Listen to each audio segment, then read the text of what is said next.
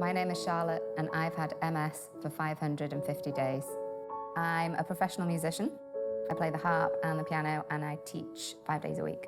My job as a professional musician, so performing and teaching, certain symptoms can prevent me from doing my best.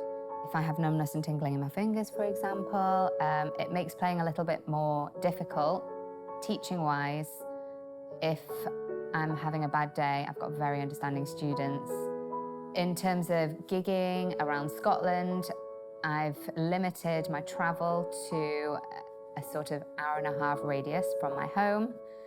And that just means that gives me enough energy in my budget to lift and lay and to perform for as long as I need to perform, and then also be able to drive there and back safely. The symptoms that I had leading up were numbness and tingling in my feet. It spread to my other leg. Then I got weakness in my knees and trouble walking.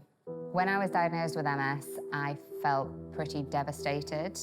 I knew nothing about it at all. I think probably the worst symptom for me is fatigue. It's actually a kind of painful fatigue. It hurts to kind of lift your arms and legs. Initially, I don't think I managed it very well. So if I managed to get up, feel okay, not too tired, not too groggy, see and entertain my daughter all morning, take her out perhaps, get some fresh air, give her lunch, drop her off at nursery, go to the gym, and then have a whole day of teaching, then be able to come home and cook dinner, and still have enough energy. For me, that's a highest high. The lowest though is probably my daughter seeing me suffering. That for me is the worst part. My husband's seeing it as well, but my daughter's still quite young and she doesn't understand. And seeing it affecting her and the way she thinks about me is probably the lowest point. I feel guilty for how it's affected her first years of life.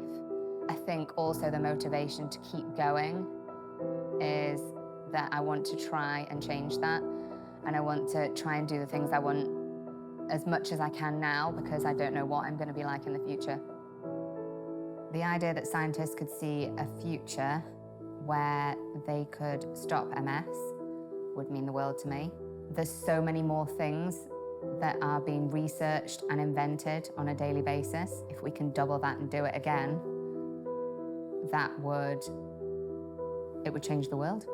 And I want to help bring awareness, especially people who have relapsing remitting MS and are in my position, who may not always look like they have a disability,